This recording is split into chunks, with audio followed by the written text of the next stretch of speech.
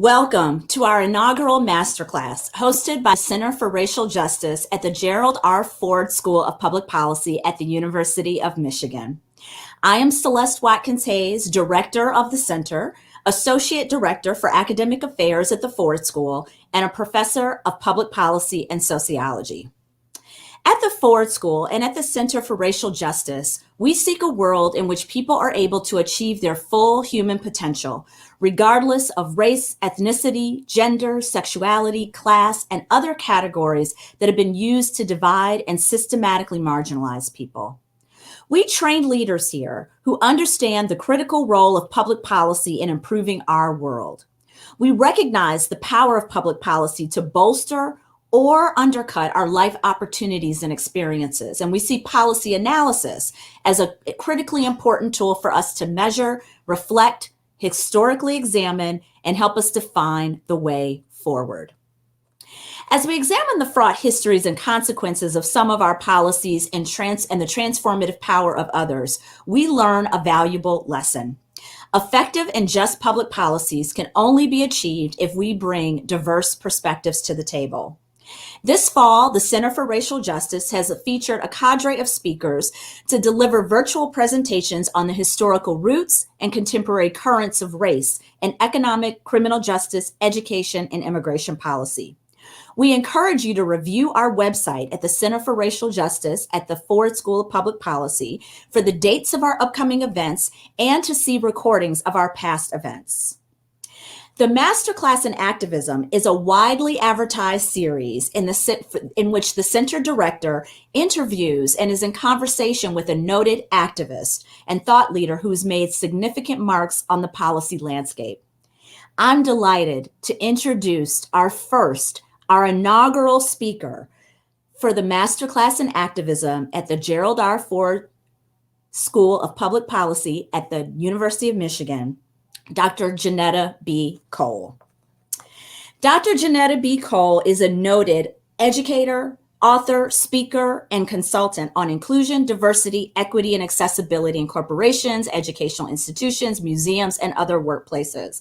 After receiving her PhD in anthropology, Dr. Cole held teaching positions in anthropology, women's studies, and African American studies at several colleges and universities. She served as the president of both historically Black colleges for women in the United States, Spelman College and Bennett College for Women. This is a distinction that she alone holds. She's also served as the director of the Smithsonian National Museum of African Art, as a principal consultant at Cook-Ross, and as a senior consulting fellow at the Andrew W. Mellon Foundation. She currently serves as chair and the 7th president of the National Council of Negro Women, an advocacy organization for women's rights and civil rights.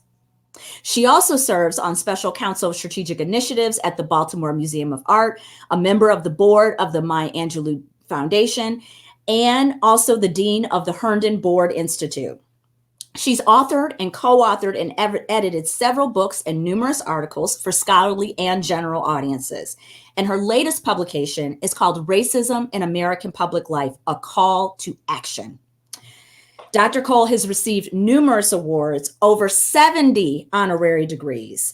Throughout her career and in her published work, her speeches, and community service, Dr. Cole consistently addresses issues of race, gender, and all other systems of inequality. Dr. Cole, Sister President, known to many, it is good to see you.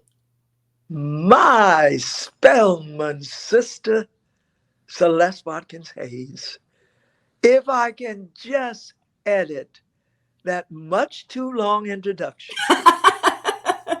You needed to say ever so clearly, your college president. Yes. Your sister friend, your colleague, and I dare to proudly say, one of your mentors. Yes. So this is what some folk in my community would describe as being some time filled with pure joy that we could just converse. Yeah. So I'm in your hands. Absolutely. Thank you, Dr. Cole. And a full circle moment because we met when I was about 19 years old, a student at Spelman College. I had been elected to the Board of Trustees at Spelman. And that is where I became passionate about higher education and the power of higher education to change lives. How did that connection to higher education come for you? Easily described. Mm-hmm. Because I'm so sorry. I'm hearing some. Oh, we don't hear it. Don't Oh, worry. good, good, good. So, Celeste, my parents were a bit unusual for their time. Two black folks, each of whom had a college education. My mother went to Morris Brown as a high school student. Of course, that's because our family was steeped in the AME church. Some folk would say church. But she then went to Wilberforce, one of those historically black institutions that isn't in the South, in Wilberforce, Ohio. Again, AME related. My father went to Knox College in Knoxville, Tennessee. So when my sister, 18 months older than and my brother, who came along 9 years later than I, got the talk about education, and you and I know there are many different kinds of talks that Black and other marginalized parents must have with their children. It wasn't about, will you go to college? Would you like to go to college? It was, when you go to college. Very quickly, and I know you know this story, but you know a good story is kind of worth telling again. When I was 15, and I'd had some extraordinary educational experiences, I had finally convinced my parents to let me go to the Stanton High School that had all kinds of folk, all African American in those days of discrimination. But no longer would I be at Boylan Haven, the girls' school, where Methodist teachers did an extraordinary job of helping us to center ourselves. So I get my 11th grade at Stanton until my parents said, Johnetta, you will go downtown in Jacksonville, Florida. You'll take a test. If you pass it, you will go to Fisk University. I said, but why do I have to go to Fisk? They said, you will go and take the test. Well, being the A type, I don't have to explain that to you because Celeste Watkins says, you an A plus type. Rather than just marking all the wrong answers, I sat there and did my best. So I went to college, call it Fisk University, when I was 15. And I can just come full circle by saying, among the countless blessings that I've had in my life, certainly to be educated continuously is among those. Such a powerful story. And starting college at 15, my goodness. Activism. Did you always have a passion for activism? Did you know what it was growing up? I had to, Hmm. because I grew up in Jacksonville, Florida, so close to the Georgia border that we said, they might as well call us Georgia. Celeste, I grew up, as you know, in those wretched, frightening days for Black folk in the South. And so my parents my grandparents, my great grandparents, my teachers. I knew folk in the post office. My neighbors were activists because you were one thing or the other. You were actively pushing against the vileness, the inhumanity of racial segregation. Or I guess you had turned off. My parents were unusually active. I even remember the red feather in the window. The red feather was for community chess that became United Way. But Celeste, I remember on more than just a few occasions, a knock at our door at 1817 Louisiana Street. And if my sister and I did what we weren't supposed to do, which was to listen out to hear what was going on, we heard that once again my father was being asked to leave our home to go to get somebody out of jail who had no business being there because they were unjustly put there. But even if I go back to my great grandfather, and we can talk about him when you wish to, he was clearly the most prominent African American in our community. Born in 1865, named like many a black man born in 1865 in and around that period, Abraham Lincoln Lewis. But you know, I must sneak in now that Abraham Lincoln Lewis was an incredibly close colleague, business collaborator, and friend of the legendary Dr. Mary McLeod Bethune. So that gives you that sense that my village, as we like to metaphorically talk about, who raises one, was full of activists. And what's so striking to me, Dr. Cole, is how your family was engaged in public policy, even as so many of us were operating outside of the traditional power structures. Uh-huh.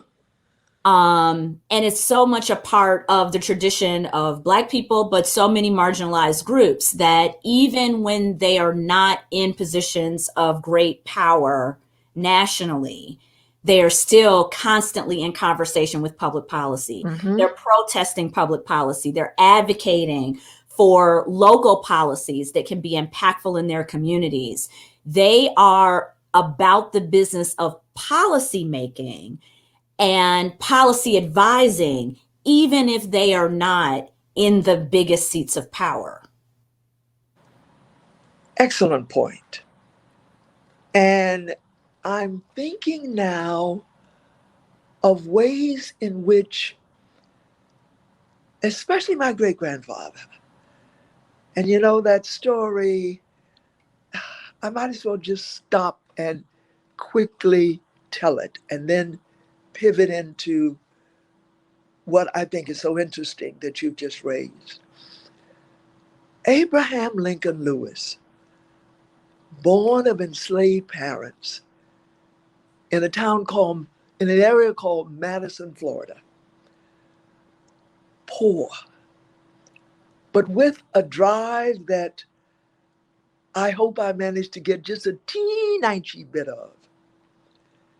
Abraham Lincoln Lewis went on to build a relationship with 6 other African American men in Jacksonville, Florida, to found the Afro-American Life Insurance Company in 1901, a year when white insurance companies wouldn't think of writing a policy for a Black family or a Black individual. And so Abraham Lincoln Lewis not only helped to found, and it was he, Celeste, who named it Afro-American, but he went on to become Jacksonville, Florida's, but more importantly, the state of Florida's first Black millionaire. And so at some point we might want to talk about, for an activist, what did it mean to be Black, cis, female, but not poor? Mm-hmm. So who did Abraham Lincoln Lewis marry? Mm-hmm. Well, in 1793, a young girl, she could have been 13, she could not have been more than 15. We know that she was of royal lineage from Senegal on the west coast of Africa. She was captured, shackled, her neck and her ankles, and drug from her home among the Wolof people to Gorée Island, which you know is that island off of Senegal, put in the bowels of a ship. And you and I both know the almost unimaginably horrible circumstances of that middle passage. Her name was Anta Majidin Njai. She was off-boarded in Havana, Cuba. And from a place in Florida called the Kingsley Plantation went Zephaniah Kingsley. He went to Havana for the express purpose of buying human beings and proceeded to do so. He had some strange ideas, like slavery was just fine, but you kind of should be nice to your enslaved people. He wrote that he saw Anta Majidin Njai on the auction block and vowed that she must be his. He bought her. This young girl was impregnated before they reached Florida and the Kingsley Plantation. Now, Sister Professor, good Dr. Celeste, if you go tell the story, you got to tell the whole story. Anta went on to become so important on the Kingsley Plantation that in fact, she owned herself a few enslaved people. Every year, I go to the Kingsley Plantation. My husband and I go there because we must. My niece goes there. My sister, that's another story, would always go there. And we look like the rainbow, the descendants of Zephaniah Kingsley, British enslaver, and Anta Majidin Njai, his common law wife. That was a long story. Are you ready for the kinship? Abraham Lincoln Lewis, my great-grandfather, married Mary Sammis, the great-granddaughter of Zephaniah Kingsley and Anta Majidin Njai. Wow.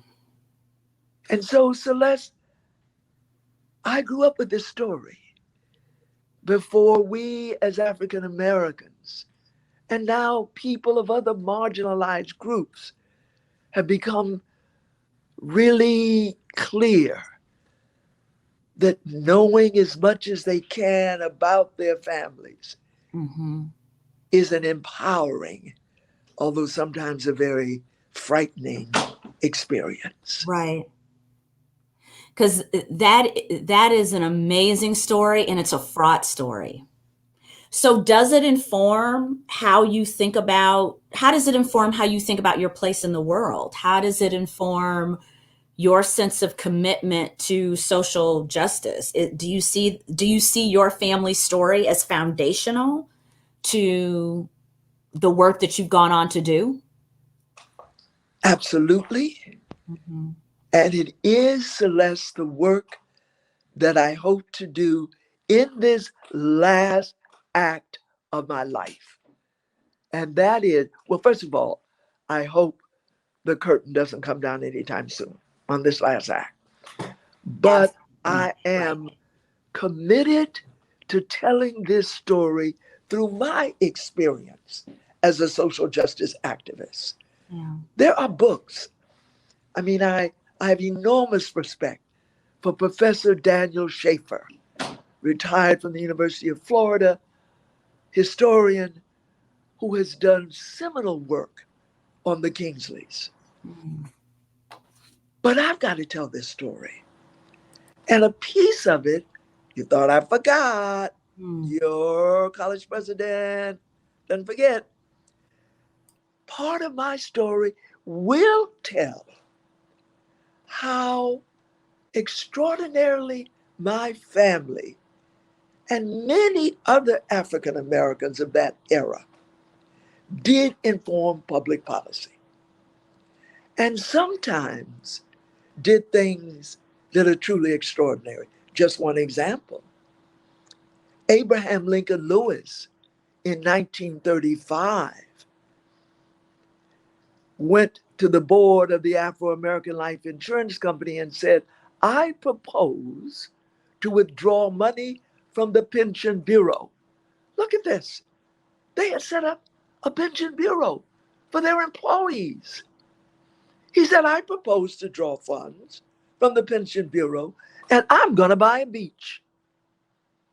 I'm going to name it American Beach. Interesting. American American Life Beach. Insurance Company, but Mhm. American Beach. American Beach. 40 Mhm. miles away from Jacksonville, and said, Abraham Lincoln Lewis, Black people need recreation without humiliation.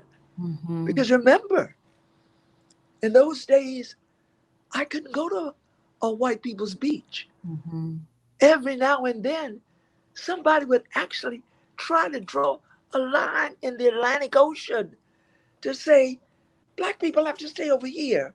White people, all right? So buying that property, yes, led to public policies. And there are other examples. That is such a powerful story, and it's such an example of Black people and other historically marginalized groups nevertheless finding ways to circumvent public policy, to create our own policies, in order to advance equity, to give people access to resources, to give people freedoms that they were otherwise being denied, um, within the quote unquote legal system.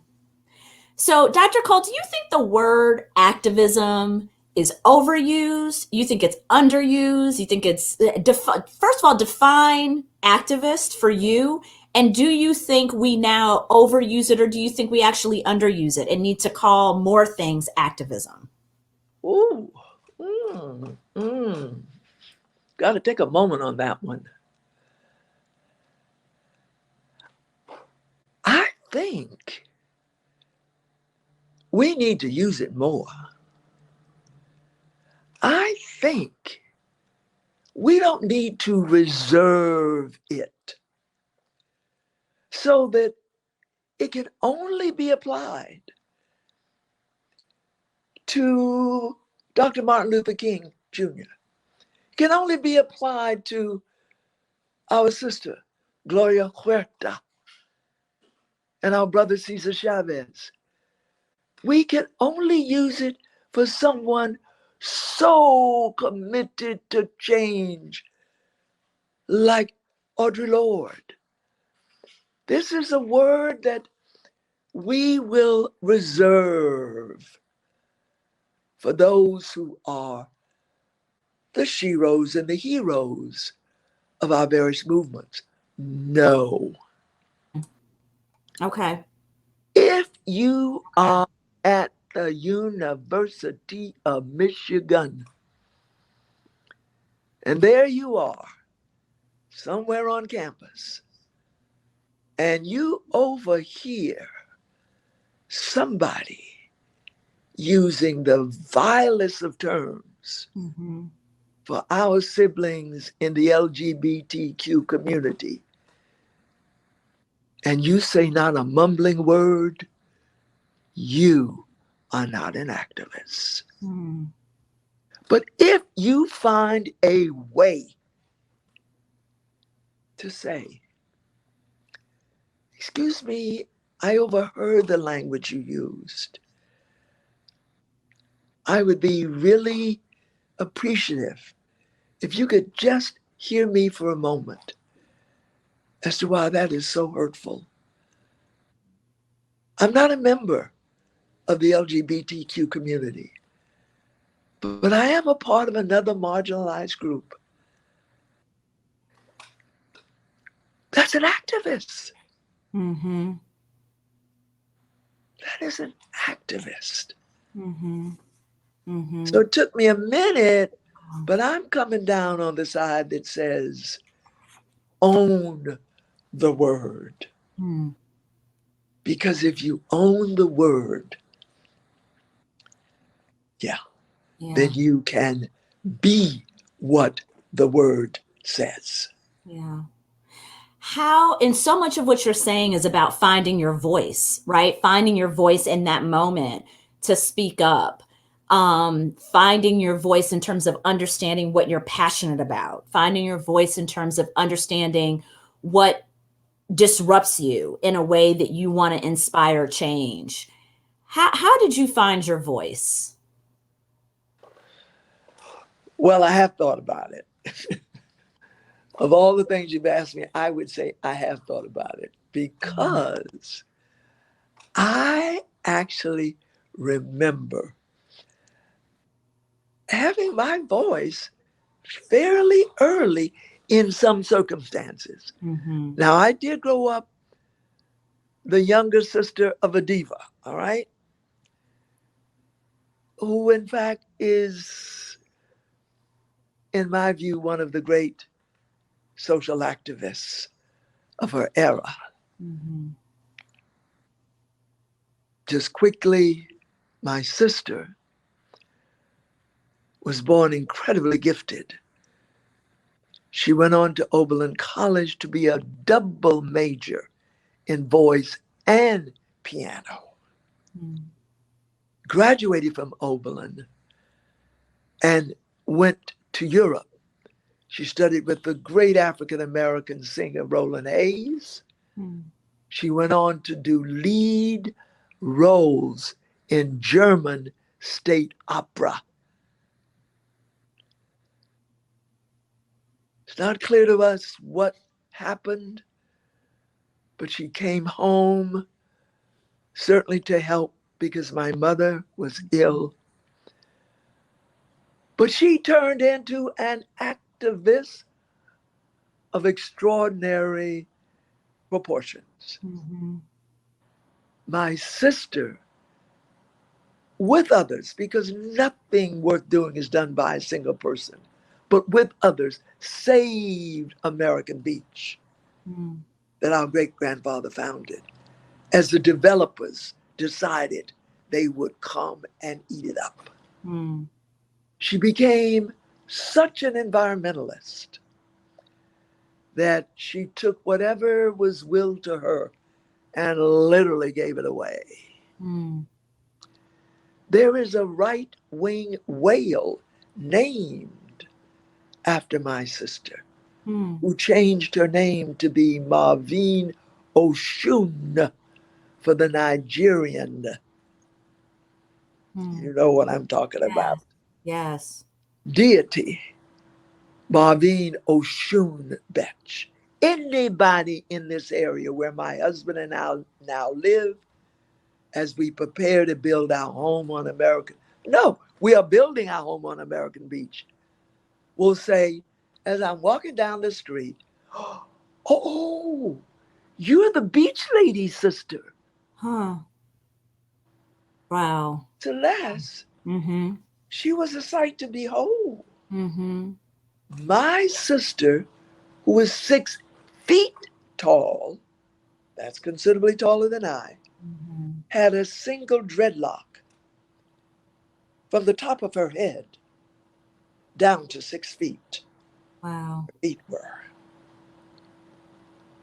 And one of the most moving moments of my life was certainly when we knew that she was about to, as black folk would say, go to glory. Mm-hmm. And sisters of the Yoruba community Mm-hmm. of Nigeria came and took her to the ocean. She lived on American Beach. Wouldn't listen to me that she should be in a house. Finally, I convinced her, but she, for many a night, slept on that beach. Mm-hmm. And these Yoruba women bathed her and prepared her to go to glory. Mm-hmm. And then when she did pass, and the communities, especially the environmental communities, came to bid her soul to rest in peace, I remember the Sierra Club sending the largest basket of butterflies I've ever seen. And we released them in tribute to my activist sister. Mm-hmm. And we took her ashes, following her will. Mm-hmm.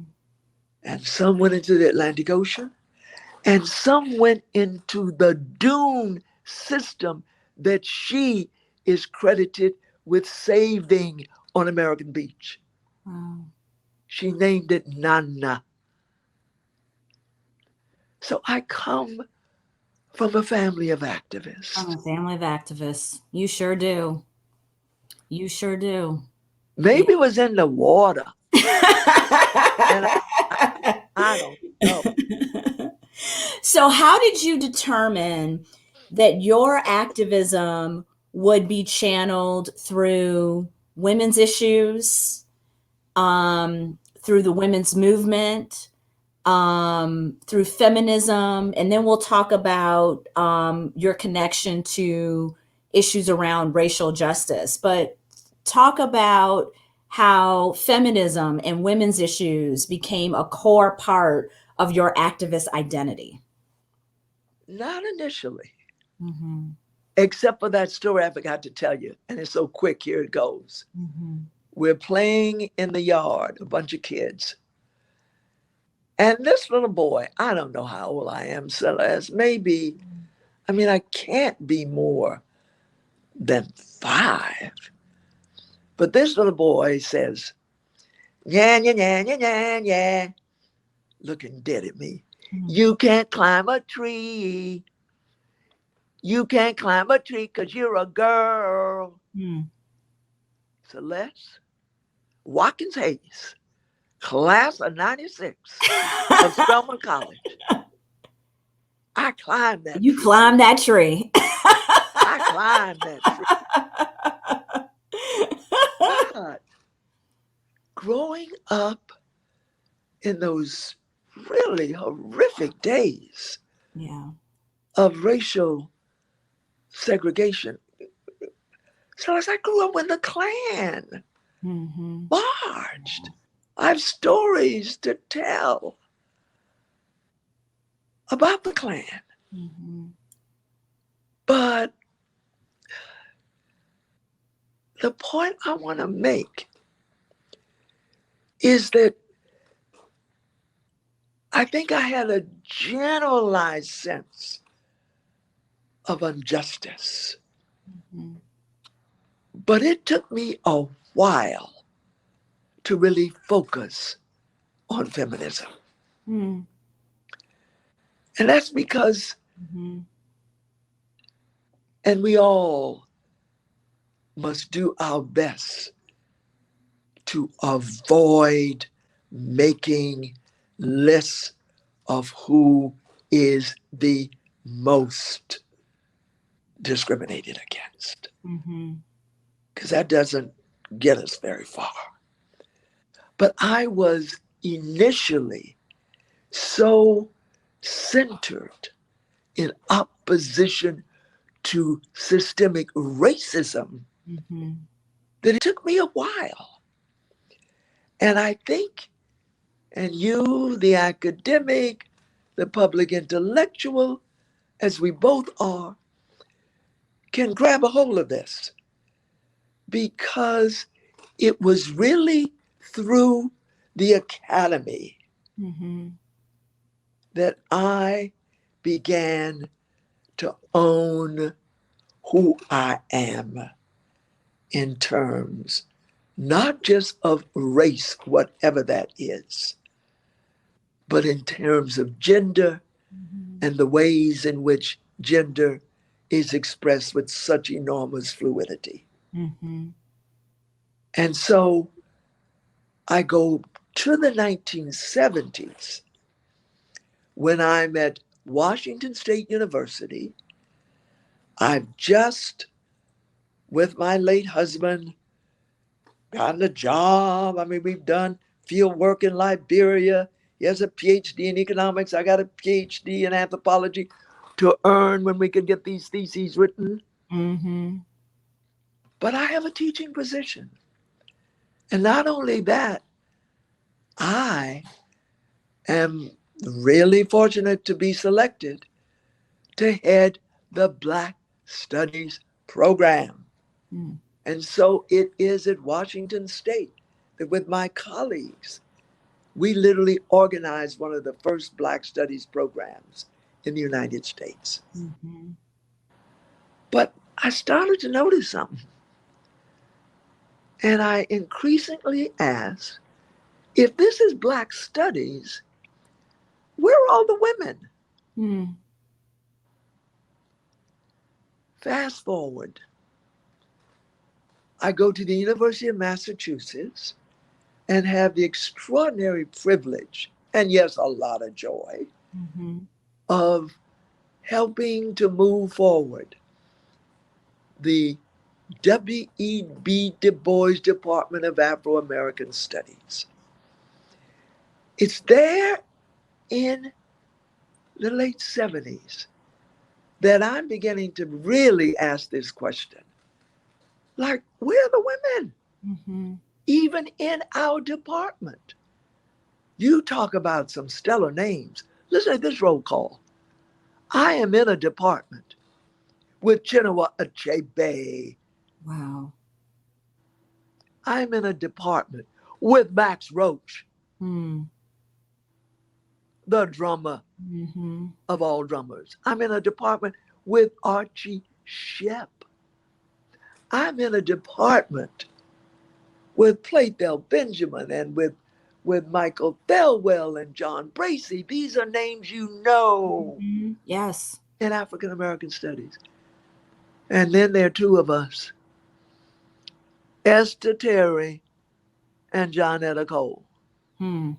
Until we are joined, what a day, by Shirley Graham Du Bois. Wow. But it's there at UMass that I began to wander over there into women's Mm.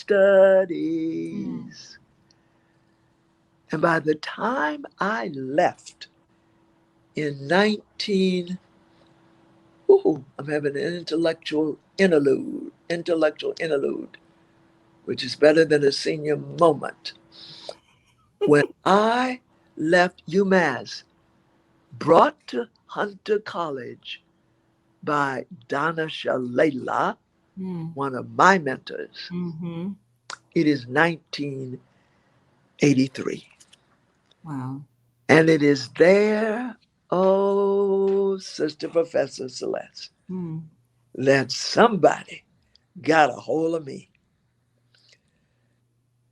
And if I ever thought that I could avoid centering myself in my womanness, Audre Lorde sure showed me how I could not. Right. Audre Lorde was at that time the Poet Laureate of the state of New York. Mm. Audre Lorde was Hunter College's most distinguished public intellectual, poet, writer, lesbian, as she would always add, warrior. Mm. And it was Audre who helped me to not only pose really unnerving questions Mm-hmm. about myself as a woman, but about sexuality, Mm-hmm. and certainly about that intersectionality that allows us, if we can be brave enough, to own our multiple identities. Mm-hmm. And Audre did it. And I just got to do this. And I've probably, written about this a million times, but I got to do it because it's so wonderful. Audre didn't particularly want others to introduce her. She preferred to introduce herself. Mm. She had such a deep and commanding voice. And depending on her mood, which could sometimes be very playful, she might get up and say, I am Audre Lorde. I want you to know I do not get up in the morning and decide from 8 to 9 that I will be Black. Mm. But of course I must hurry, because you think that at 9 I will all of a sudden turn into a woman. Ooh, I've got an hour. At 10, I become a lesbian. 11 o'clock, I'm scheduled to be a mother. And you know what? As the day passes, you think I become a poet. And do you dare to imagine that I become a warrior? Your mistake is not knowing that I am all of those. Mm-hmm. Those are my multiple identities. Mm-hmm. And so imagine having Audre Lorde as a teacher. All right, she's a colleague. We are both professors at Hunter College. Audre Lorde was my teacher.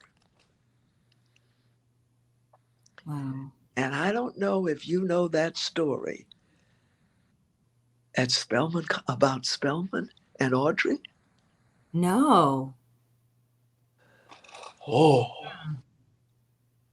So Audre and I became incredibly close. Mm. And because of my long-standing relationship with a great Black woman, scholar, activist, Gloria Joseph, who became Audre's partner in the last years of Audre's life, Mm-hmm. I would often, not often, I would sometimes even go to St. Croix, where Audre and Gloria were living together. But when that day came, Celeste Watkins, now Hayes, summa cum laude, Spelman. You I'm gonna put all this remembered. stuff out there. Summa cum laude graduate in the Olympic class, Olympic class of 96. 1996.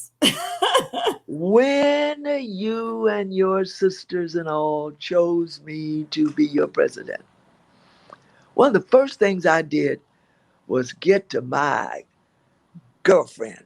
You know, that's the person you do pinky promises with. Yeah. That's the person from whom you have no secrets. That's the person you might be fortunate enough to even write books with. Her name for me is Beverly Guy Sheftal. Shout out to Beverly Guy Sheftal. So I get to Spelman, and one of the first things I did was to say, Beverly, we got to bring Audrey to Spelman. She said, Audrey won't come.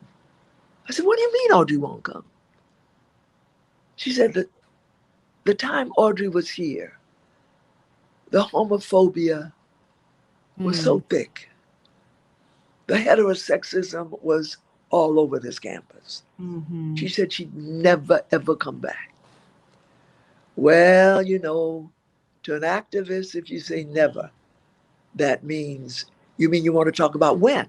Right. You got to try. So yeah. I start on Audrey's case.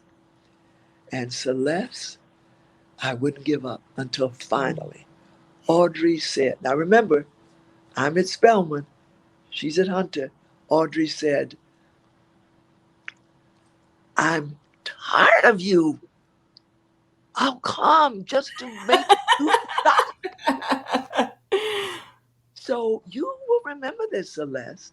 I created something called Speaking at Spelman, Readings at Reynolds. Mm-hmm. And we'd have some of the great activists, not just of our country, but the world. I'm thinking about the day that Elie Wiesel spoke at Spelman. Yes. So I convinced Audrey to come to Spelman. She would speak in the chapel, and then in the president's home, Reynolds Cottage, there would be a selected group of students just to have that unimaginably wonderful experience of being with her. Mm-hmm. So there we are in a room you know so well. Right. I mean, come on, you serve on the board of trustees for 10 years. You ought to know the president. Been in there many times, yeah. And Audrey is holding forth, as only Audrey can. Mm-hmm. And I'm sitting there, and Celeste, I'm on a high. But I hear a student is like, you know, she's crying. And at the exact same moment, Audrey and I get up and we go to her. And this Spelman sister, I mean, Audrey and I are finding where each of us can rock her until she calms down. And then Audrey and I just take our seats. Yeah. And we just wait. And then with a voice so clear, so strong, so determined, the whimpering has ceased, and she says, thank you, Audre Lorde. You have given me the power to claim my sexuality. Oh. I am a lesbian. Mm-hmm. Now, Sister Celeste, the power that colleges and universities have for that kind of transformation, that kind of, I don't want to use the word promoting, but allowing activism to rise. Mm-hmm. We need more of that. Mm-hmm. Isn't that what y'all do at that place with that fancy name I can't even call? Where you you are at the University of Michigan? We try, and we try to think about how do you train leaders? How do you train leaders who can claim their whole selves and bring their whole selves to activism, to claim their voice and to build their leadership experiences? And as I listen to you weave together the personal and the political and how they're intertwined, and how that's so clear in your story. And also the interdisciplinarity. Part of what we're also working through at the Ford School is deepening our interdisciplinarity to understand that we've got disciplines like economics and political science that are key for our understanding of public policy, but also disciplines like anthropology, the discipline of your training, sociology, the discipline of my training, African American studies, women's studies, queer studies, also have something to say in the policy conversation. Uh-huh. And I think about both your training, but I also think about your network because you snuck in there. Donna Shalala is your mentor. So while all this is happening in these conversations within African American studies, the feminist studies, and the networks you're building there, and then you've got these networks headed for Washington, D.C. Well, anybody who ever gets anywhere, I am convinced, did not get there on their own. And if they tell you they did, don't believe them. Mm-hmm. Each of us, if we can just find the language to say it, each of us gets grown up by, gets educated by, gets mentored by others. And when I think about all of the folk who've contributed to growing me up, I do inevitably call the names of the two mentors in my academic life, Mm-hmm. which, I have to always add, has been grounded in my activism life. And my activism has been grounded in my academic life. Mm-hmm. And those two women are Donna Shalala and Marion Wright Edelman, Mm-hmm. a woman you know exceedingly well. Mm-hmm. And one way that I can quickly share with you their role is that I, at Hunter, worked with a very distinguished professor from Sri Lanka, Archie Singh, to create a program that took students from across the system, Mm-hmm. the New York system of colleges and universities. So Hunter, Lehman, Brooklyn College. We chose students, we took them to Sao Paulo, Brazil, to do a comparative study of Brazil and the United States in terms of enslavement, the woman question, racism. Mm-hmm. And it was an extraordinary experience. Many stories about that I won't tell. But when I came back, I got to tell this part, Celeste. Are we doing okay with time? Because I don't have any. Yeah, I'm good if you're good. Oh, I'm good. All right. So, Celeste, the program is over. It's been very successful. Mm-hmm. And an anthropologist whose name was or is Silvita. Mm-hmm. Silvita and I became fairly close. I do not speak Portuguese. I used to have a passable street knowledge of Spanish. I mean, I really could get around pretty well with it because the accent wasn't bad. The conjugations were horrific, horrible. So Silvita, who spoke Portuguese, obviously, Brazilian woman, also spoke Spanish. So she said to me, before you leave Sao Paulo, would you like to have a reading?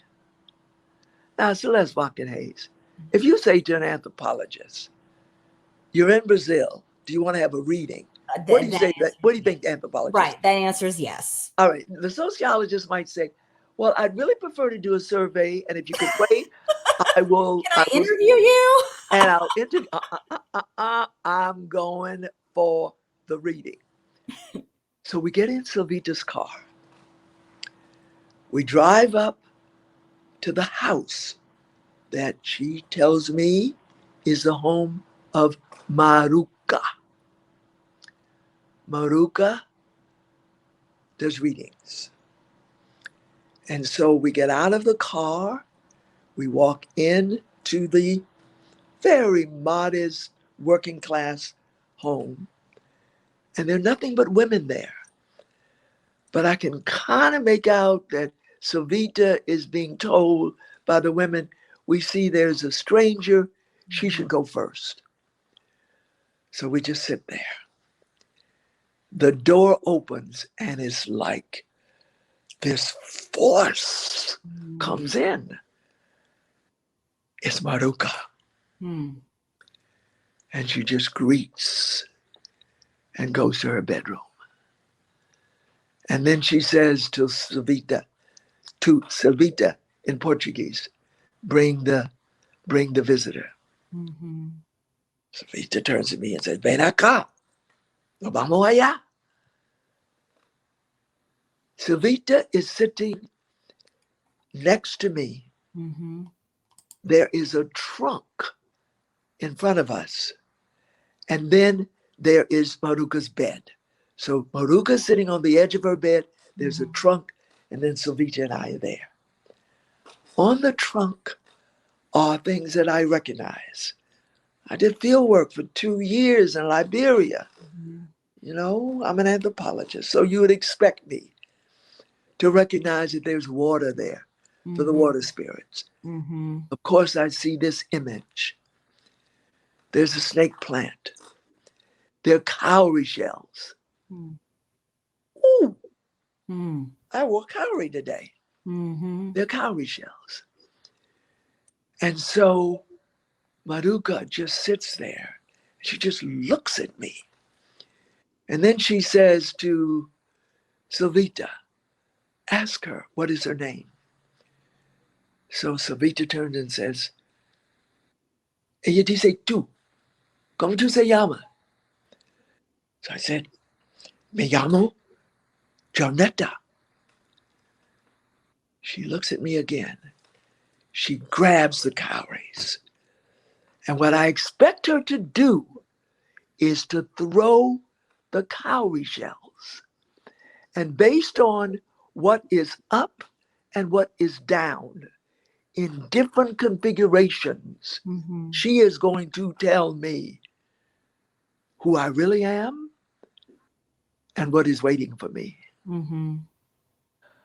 But Celeste, when she grabs the cowries, she becomes possessed.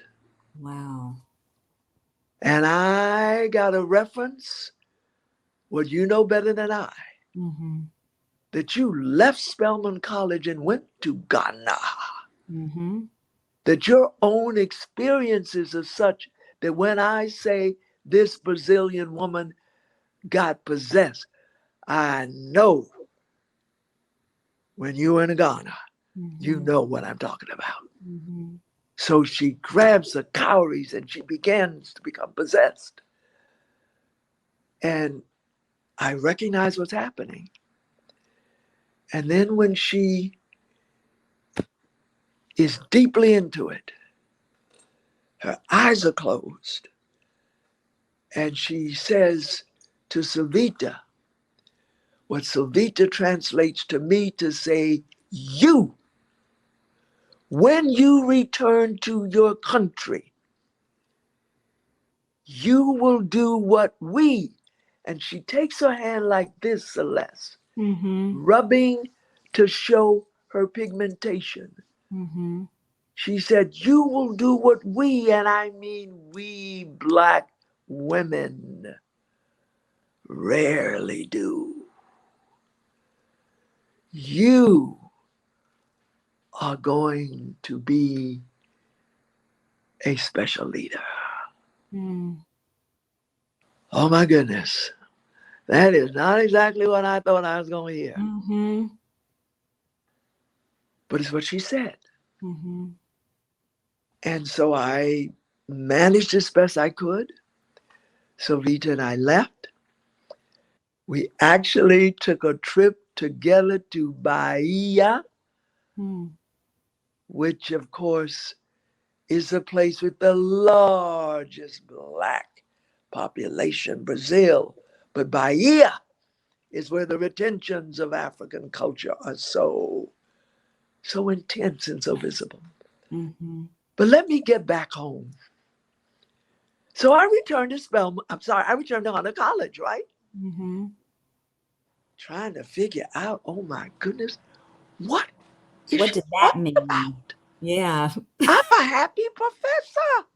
I teach anthropology and women's studies.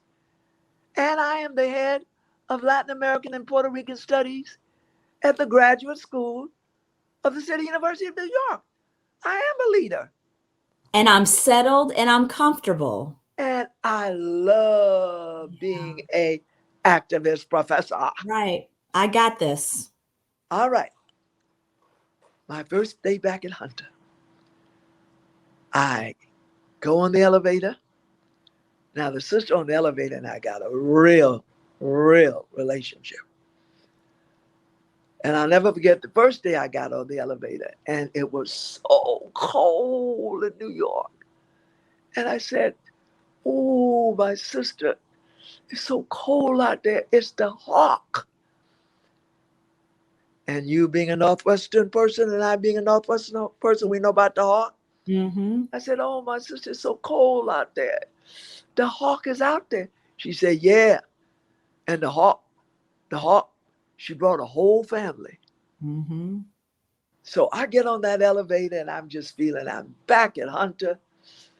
And I'm going to take this elevator up to the floor and I'm going to get off and I'll be in my office in anthropology. And I just had the greatest experience in Brazil. I walked into my office and there are two notes. One says, Johnetta, see me immediately, Donna. The other note says, call me the moment you arrive, Marion Wright Edelman. What are these women doing to me? Those are two notes. When I got to each said, you will put your name in for the presidency of Spelman College. And I pushed back. And I said, I love my job. Mm-hmm. And not only that, what I'm doing allows me to be an activist, anthropologist, activist. I've got all kinds of stuff going. Thank you, but that you will put your name in. That's sometimes what mentors do. Yeah. Because mentors have the ability to see in a mentee what they cannot see in themselves. The rest is history. Better put, her story. Wow. And at Spelman, one of the things that I got to observe about you was your willingness to mentor people who would go on to be great activists themselves and to be great leaders themselves. And I remember sitting in Spelman board meetings next to the SGA president, and you would invite us into all of the rooms where it happened. Nothing was off limits. You trusted us in terms of confidentiality and to deal with and to think about really complicated issues. not just in terms of the functioning of the college, but how we thought about the role of the college vis-a-vis activism. And that SGA president went on to change the world herself, and that's Stacey Abrams. So can you talk about how activists raise activists? Oh, Celeste, you know, you got so many books in you. What a great title of one of them. How activists raise activists. Yeah. Well, I know you call the name of your dearest Spelman sister friend. Mm-hmm. And yes, it's sometimes a little daunting for me to talk about Stacey, and for me to talk about you, and for me to talk about so many Spelman women who I just, I have to almost shake my head about. You've heard me say, I think, that I had a fear when I was at Spelman. Mm-hmm. My fear was that one day I would return to campus, clearly from being somewhere begging for money. What else did I do? I mean, that's what college presidents do.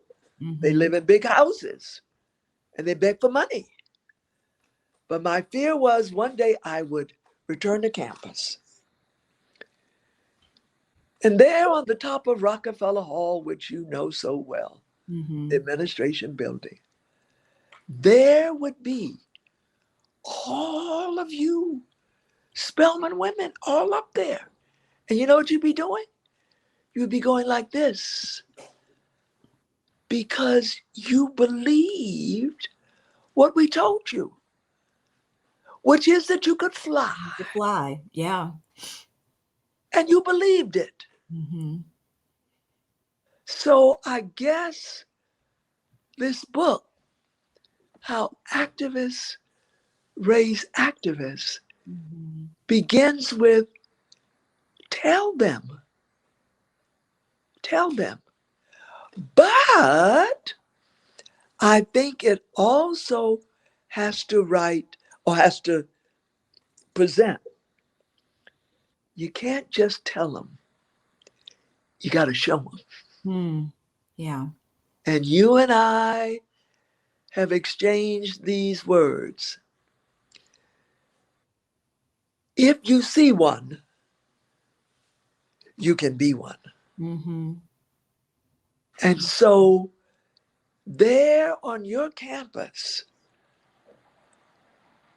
not only were we saying to you, and as Spelman students began to say under the presidency of Sister President Beverly Daniel Tatum, and as it continues with President Extraordinaire Mary Schmidt Campbell, we make the choice to change the world. Mm-hmm. But you got to see people who are already doing it. Right. If you see one, you can be one. And so I've never quite thought about this because I've never heard the question before the way you posed it. Mm-hmm. But that is probably what I think is at the core of raising activists. You got to surround them with activism. Mm-hmm. They got to see it. And come full circle to Stacey. Mm-hmm. First of all, you want to talk about in the water. How about in the water in Gulfport, Mississippi? Yeah. When two civil rights workers showed their children how to be activists. Mm-hmm. When Robert Abrams was beaten for his activism. And Carolyn Abrams messed with because of her insistence on where she was going to sit on buses and in other places. Mhm. Their children saw it. Right. And look at the 6 of them. So by the time Stacy gets to Spelman, she's ready. Mhm. The question was, were we ready for Stacy? Right. And you have probably got even better stories than I to tell. Yeah. Yeah. Yeah. She came there Mhm. ready. Mhm.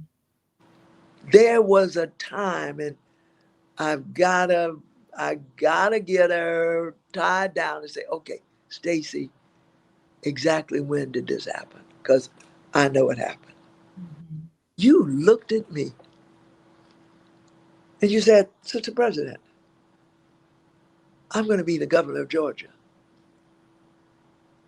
Stacy's at Spelman College. Mm.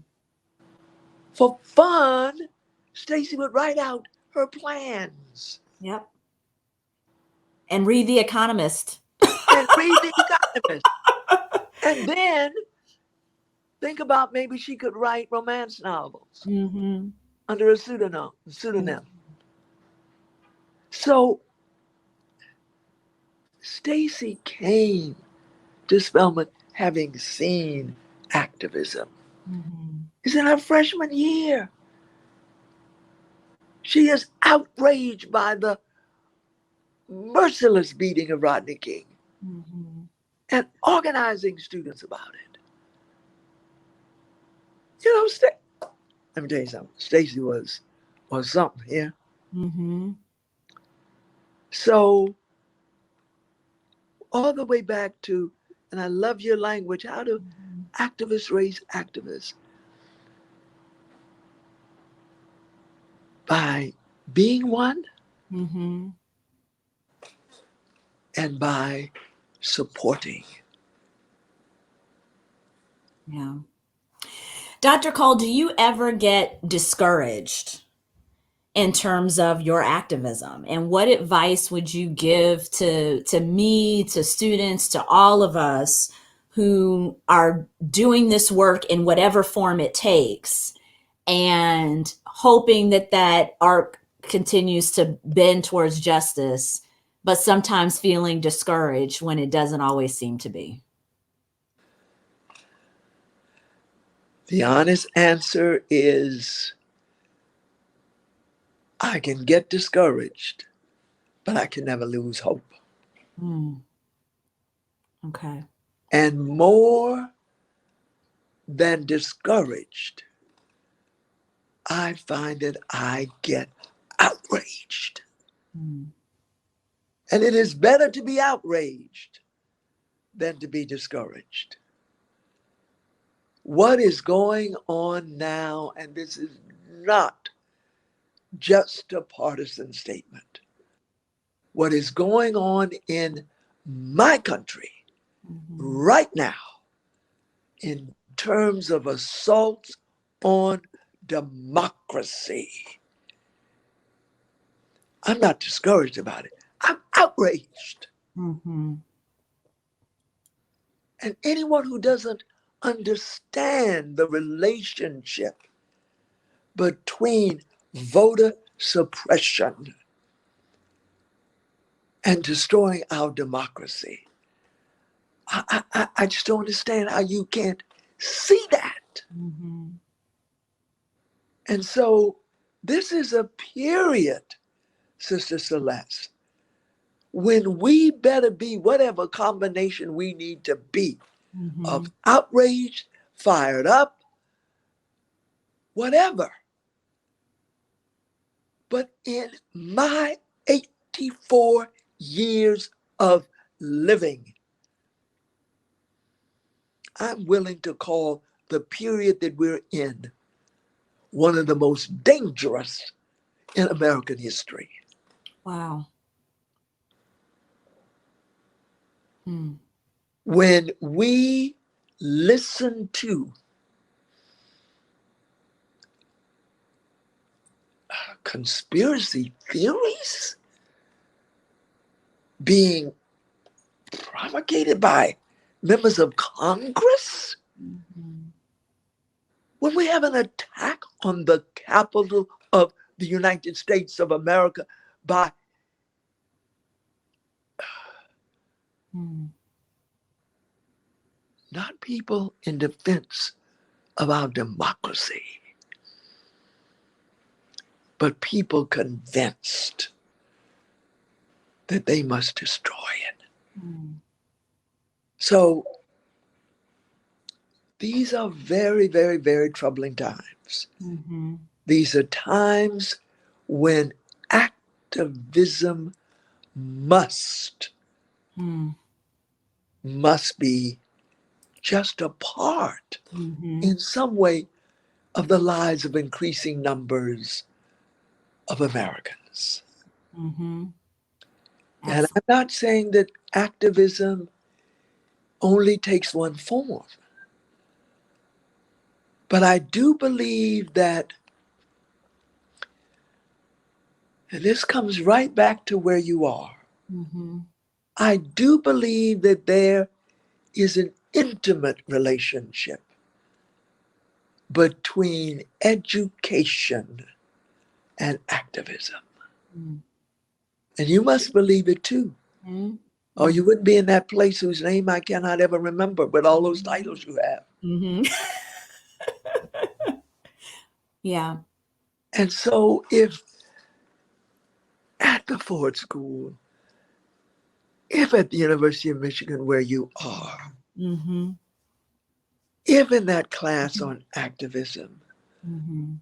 more and more attention can be given, not just to the theoretical notions about activism and education, but real stuff.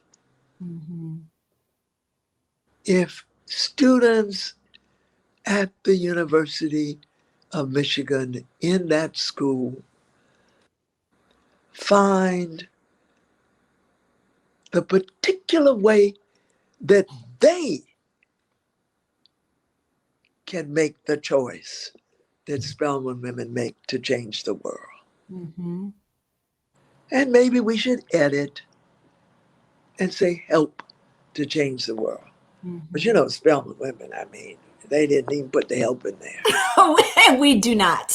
You know, you all just do not play. So, yeah. Hmm.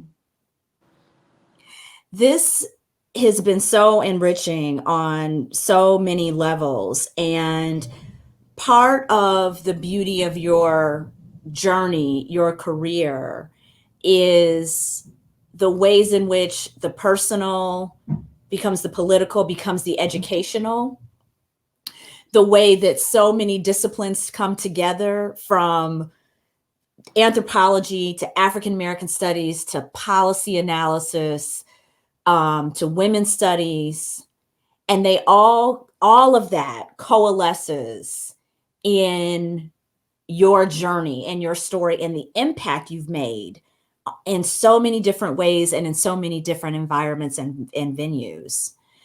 My last question for you is, as you think about your legacy, because we know that you have many, many more chapters left, where are you headed next? And what will you most want to be remembered for after all of your many, many chapters to come play out? Huh. You had to go there, huh? Um, well, first of all, I do want to just say how special you are in my life, especially right now when I have just spent 3 whole weeks in a hospital with a terrible case of pneumonia. And you can see that I'm on oxygen now as I recover from that. That was the most serious challenge to my health I've ever had. And you're so special in my life, Celeste. I can't imagine anybody else who I would have done what I've done this afternoon with, because of all the things that you love and admire about your college president. You know, she is a little vain. And now I'm going to cry. Okay, I got to get my Kleenex. All right. So here we are on this program because I had so looked forward to this. But let me just say, there is something so full of joy that we are both involved in that I gotta speak its name. Yes. 2 Spelman women, Celeste Watkins Hayes and Erica Williams, the sister chair of anthropology and sociology at Spelman College, in cahoots with me. And if that ain't something else, there is this sister academic activist by the name of Dominique Adams Santos, who I have named Dr. D. Dr. D. I am just beyond happy about what we are doing. Because we are in cahoots to do a book called, you should give the title, Speechifying. So please tell people about speechifying. And one of I think your most powerful tools, the power of speech and the power of your oratory skills in social activism and social change. Well, it began with you, Celeste. Some years ago, you sent me an email, my dear Dr. Cole, send me your speeches. You know, I'm at Northwestern. I am, and you might even have used the word, I'm privileged to work with graduate students. We can organize these. Well, I was so happy to get all of that paper. House, box it up, send it. Absolutely. And the idea came from Spelman's sister, Alicia Alexander Harvey, who called me and said, where is the book on Dr. Cole's speeches? And I said, I don't think it exists yet. And she said, it needs to exist. But Celeste, you heard that. And a few years later, here are the 4 of us working on speechifying. It is, you know, when I think about it, I light up like a Christmas tree, a Hanukkah bush, even the Kwanzaa, you know, what do we call it? I mean, this is, of all the books that I've done, you know, whether it's the Audre Lorde book, or it's the anthropology books, or the book I just did on racism, or my very first ever children's book, which comes out next month, which will be the first children's book ever. It's called African Proverbs for All Ages, the first children's book ever with the Oprah stamp.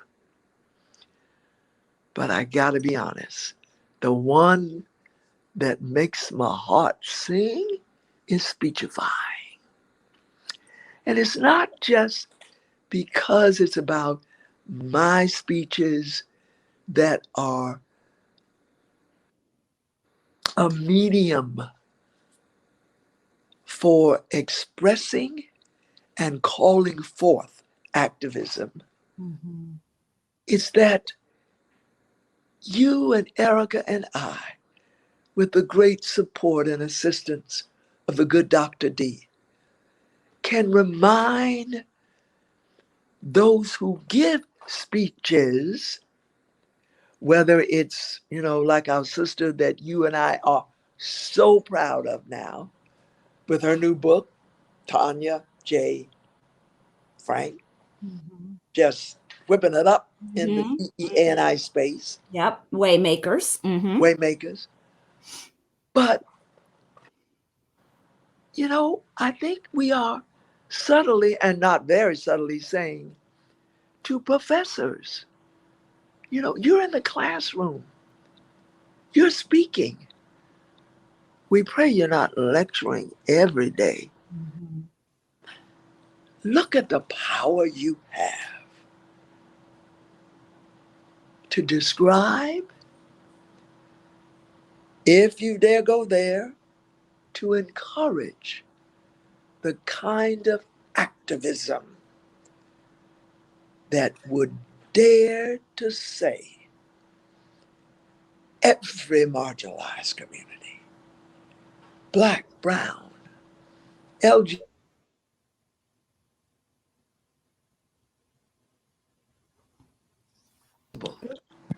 deserves justice, Mm-hmm. must have justice. Absolutely. So onward with speechifying. Onward with speechifying. And Dr. Cole, this has been an amazing conversation. It's been intimate, it's been personal, it's been inspiring. It's been perhaps a little different from what we have done at the Ford School, but that is the beauty of bringing us into the space. If we came into this space and did the ordinary, how Right. would we feel about How would ourselves? we feel about that? Yeah. But Right. one thing, Celeste, I just got to get this in. And I know we're over time. But I was thinking about you and activism. And I kind of want to sneak this in. Because the one thing we haven't talked about, and maybe you all will invite me another time to do this. But you are now on a board at a museum. Mm-hmm. Yes. And the interesting thing about museums, the thing that I love so much about the work is museums are about representation. They're about history and the histories that we preserve and choose to preserve. They're about the fraught dynamics around how things were acquired and under what circumstances. Museums are sociological spaces that represent human life, human potential in all its forms. So I was on the board for about 3 years at the Detroit Institute of Arts. And now I'm working at a macro level with the Black Museum Trustee Alliance. And this is a group of museum trustees of art museums who are thinking about social justice, who are Black and are thinking about how do we make sure that efforts around diversity, equity, and inclusion permeate throughout the museum world, not just in terms of what we show in our collections, but who are the people in positions of authority within museums, what artists get lifted up, what resources get distributed within the museum world and how that happens. So, and this is the beauty of activism. You develop these skills that are transferable. So through my work on Spelman's board, I'm now bringing that to the Black Trustee Alliance for Art Museums, even though I don't know a whole lot about art, except for having an appreciation for it. But those skills around how do we think about a vision, and a vision that is grounded and in equity, a vision that is grounded in inclusion, and a vision that is grounded in justice, whether we're talking about the work we did together at Spelman, to the work I'm doing with the Black Trustee Alliance, to the work that I'm doing now at the University of Michigan with the Ford School. The goals are all the same: to help people reach their full potential and to make sure that there is equity and justice in all of these different institutions and in all of these places. Well, you know, it's a space that I share with you. Those years being the director of the National Museum of African Art at the Smithsonian. But, you know, I'm thinking now, and I guess we should roll off on this. I'm thinking about our sister, Toni Cade Bambara. And she once said this. She said, artists make the revolution irresistible. And so there are those who can say, you know, let somebody just do nice sunflowers like Van Gogh, or, you know, why do you all keep trying to destroy, you know, all of our masterworks to bring all of these other people in there to be represented? And the reason is because artists are potentially some of the great activists of the world. And imagine if Toni Cade Bambara is right, that artists can make the revolution irresistible. So anyway, revolutions are just about change, good change, justice for all of us. Dr. Janetta B. Cole, I love you. Celeste, let me just make it clear. You have a great imagination. You are trained at Spelman College and Harvard University, formerly at Northwestern, now at the University of Michigan. You are a scholar, an activist, a great imagination, but you cannot even imagine how much I love, respect, and cherish you. Thank you. Soon. Yes, soon. So thank you for being our inaugural speaker for our masterclass in activism at the Center for Racial Justice at the Gerald R. Ford School of Public Policy at the University of Michigan. Thank you for being here. Thank you for the team behind the scenes that made this happen. Our amazing Associate Director, Dominique Adams Santos, Dr. Dominique, our Student Engagement Coordinator, Sharanya Pai, who is an alum of the Ford School, our amazing tech team. Thank you so, so much. And to you, Dr. Cole, thank you so much for making history with us at the Center for Racial Justice. And to all of you, thank you for joining us.